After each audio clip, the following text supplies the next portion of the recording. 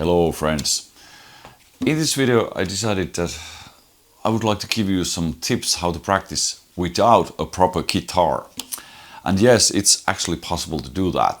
Of course, it's really limited what you can do, but still in the end I suppose it should develop your technique too. And actually I'm talking about my experiences, what I have went through during the years. And yeah, of course, most of the time I practice with the guitar. That's a natural thing, of course.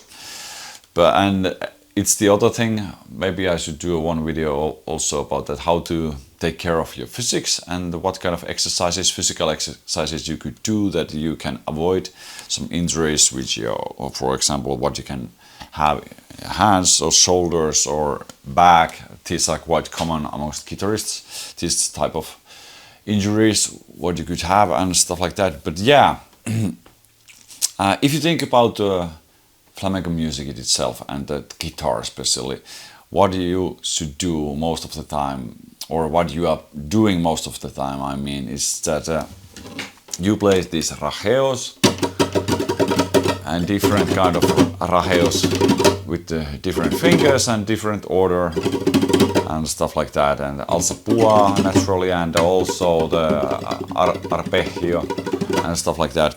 So, and if you think those techniques, that when you play a falsetto or when you play Compás, for example, it means that these techniques should be more or less quite automatic, that you shouldn't think too much them.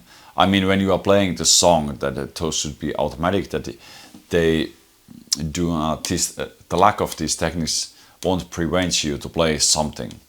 Of course, it takes time, naturally, and you have to repeat those things like this arpeggio figures or these rajeos and alzapua. You have to repeat them thousands and thousands of times, and in different falsettos and different exercises and that stuff. I suppose you already know all of this, but just want to make sure that every one of you realizes these things. Okay, the repetition and also the quality, how you practice and how you do the movements, it's really, really important. Also the sound and everything. I have talked about these topics before in previous videos, and of course I will keep on talking this because those are so fundamental.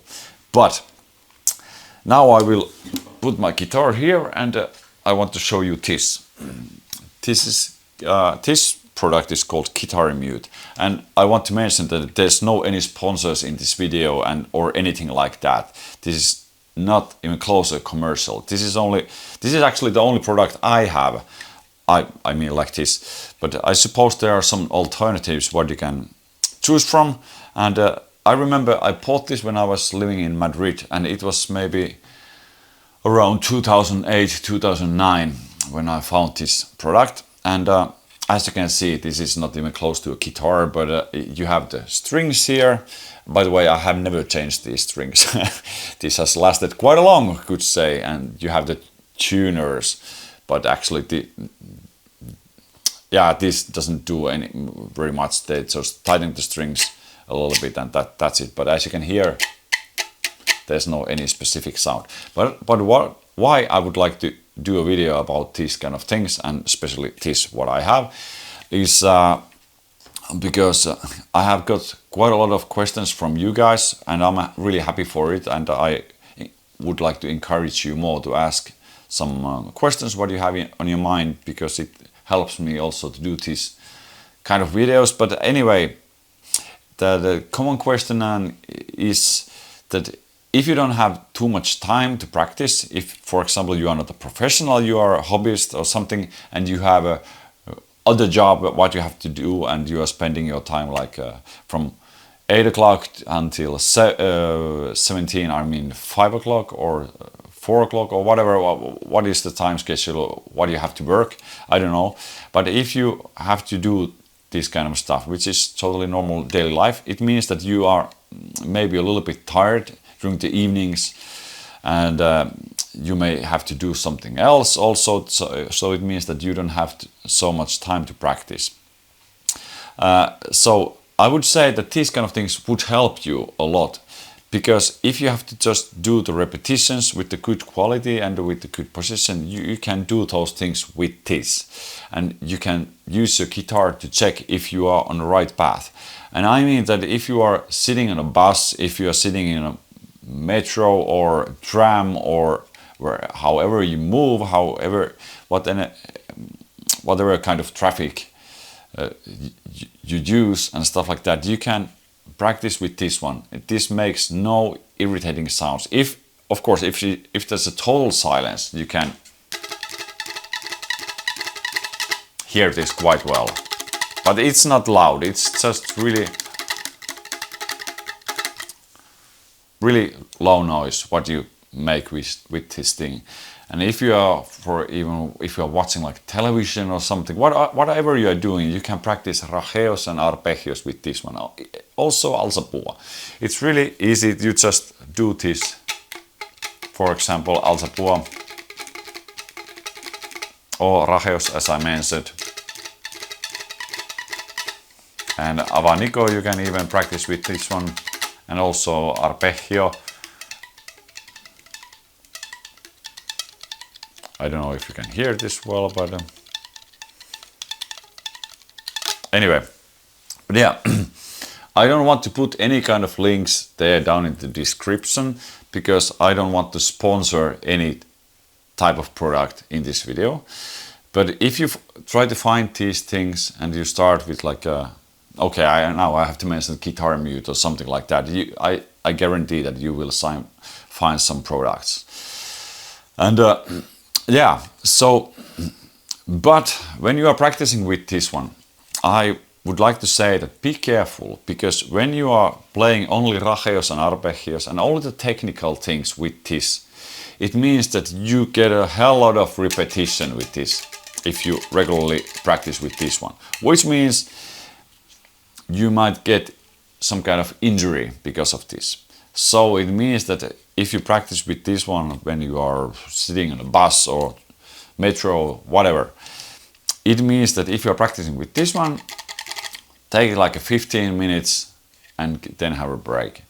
And really proper break. I can say maybe 10 minutes. You can stretch a little bit your hands and then you start doing it all over again. And slowly enough you can use, I have give you tips for practicing rajeos and stuff like that in my previous videos, so you can check there what you can do, how you can practice, for example, these basic things. But yeah, if you are in a hurry and you don't have, or you think you don't have enough time to practice with the proper guitar, I would suggest that maybe you could try these type of things. And I think this is quite harmless if you do it right and if you have some kind of control in your practicing, that you are not doing things too much with this. This is only a support for your practicing, not the main thing. And for example, if we think about these grips, what are those grip scissors, whatever they are called in English, I don't have a clue at all, but you know, when you press those things together, I've heard and read about those, that those are, in some cases those are good, but for the guitar players and instrument players those can be also harmful. I don't remember the scientific researches of them, but I know that, for example, people like to use them, or for the older people, that when you are losing your muscles and stuff like that, you can practice your grips with them a little bit. But also you have to be really careful how much you do that, because it can easily cause injuries here.